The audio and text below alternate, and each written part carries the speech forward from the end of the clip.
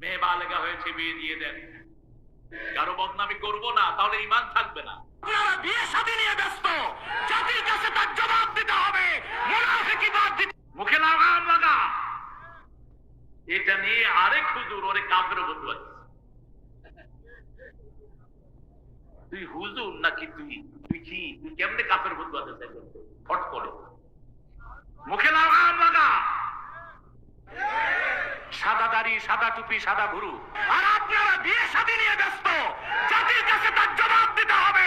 মুনাফিকি বাদ দিতে হবে। প্রত্যেকের ক্যাশ মহারানা দিয়েই রাসূলুল্লাহ সাল্লাল্লাহু আলাইহি ওয়াসাল্লাম বিয়ে করে আনলেন। এবার আপনি গুনাহগার হলেন, আপনি কোন পরিবারকে গালি দিতে পারবেন না। আপনি বলতে পারবেন না ফেরাউনের গোষ্ঠী খারাপ, ওই পরিবারেই বড় হয়েছে সাইয়েদনা মূসা আলাইহিস। আপনি বলতে পারবেন না ইব্রাহিম আলাইহিস সালামের আব্বার গোষ্ঠী খারাপ, ওই পরিবারে বড় হয়েছে ইব্রাহিম আলাইহিস। ছেলে বালেগ হলে বিয়ে দিয়ে দেন, মেয়ে বালেগা হয়েছে, বিয়ে দিয়ে দেন। কারো বদনামি করবো না, তাহলে ঈমান থাকবে না। আপনারা বিয়ে শাদী নিয়ে ব্যস্ত, জাতির কাছে তার জবাব দিতে হবে।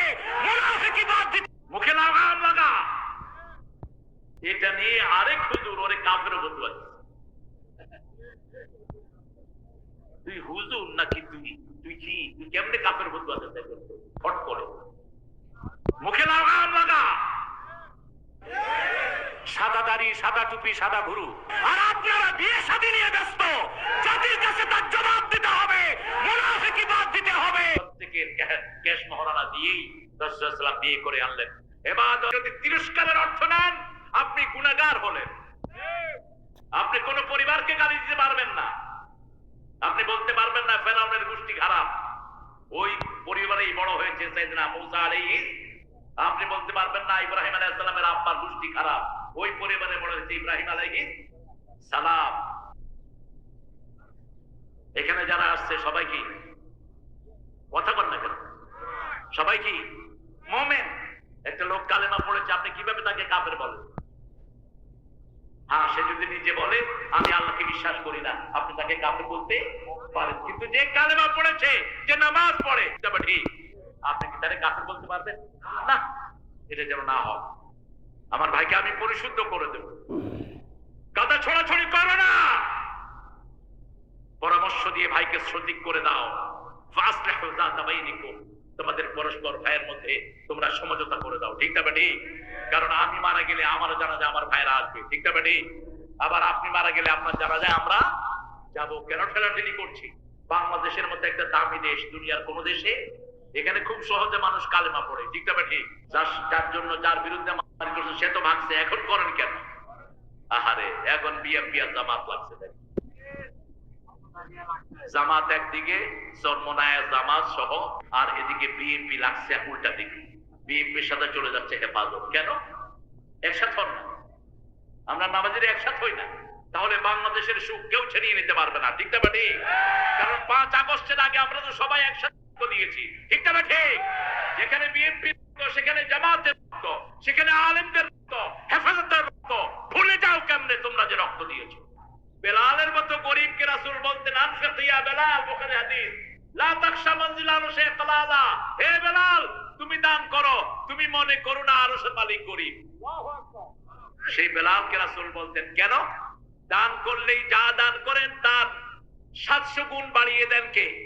দুনিয়াতেও দিবেন, আখিরাতেও দিবেন। সেই জন্য যখনই আপনি কোনো কাজ, পরীক্ষায় যাচ্ছেন, পরীক্ষার রেজাল্ট ভালো হোক, কিছু দান করে যান, দেখবেন আল্লাহ ভালো রেজাল্ট দিয়ে দিবেন। যে কোনো কাজে যান, দান করে যান, আল্লাহ আপনার ভালো রেজাল্ট দান করে দিবেন। রাসূল সাল্লাল্লাহু আলাইহি ওয়াসাল্লাম বলছেন, যারা দান করে কিয়ামতের ময়দানে এই দানগুলো আলোর বাতি হয়ে তাদেরকে ঘিরে রাখবে। আপনার দান যত বেশি হবে তত বেশি আলোর বাতি আপনি পাবেন কিয়ামতের ময়দানে।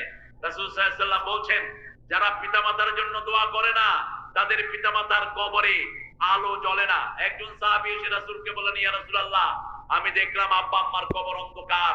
রাসূল বললেন, তুমি তোমার পিতামাতার জন্য দোয়া করা শুরু করো।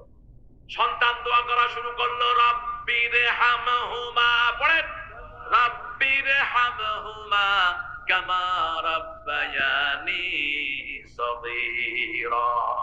আমার মা গেছে চলে, আমার বাবা গেছে চলে, দুজনারে জান্নাত দিও তোমার আরশ তলে। মা বাবা রাসূল মা বাবার কথা বলেই কাঁদতেন, অঝরে কাঁদতেন। রাহমাতাল লিল আলামিন, পিতামাতার জন্য দোয়া করবেন। কিছুদিন পরে সাহাবী আবার স্বপ্ন দেখলেন, পিতামাতার কবরে বাতি আর বাতি। রাসূলের কাছে এসে বলছেন, ইয়া রাসূলুল্লাহ সাল্লাল্লাহু, আমি দেখলাম আমার আব্বার কবরে বাতি। রাসূল বলছেন, প্রত্যেকটি দোয়াতে আল্লাহ একটি করে নূরের বাতি তোমার আব্বা আম্মার কবরে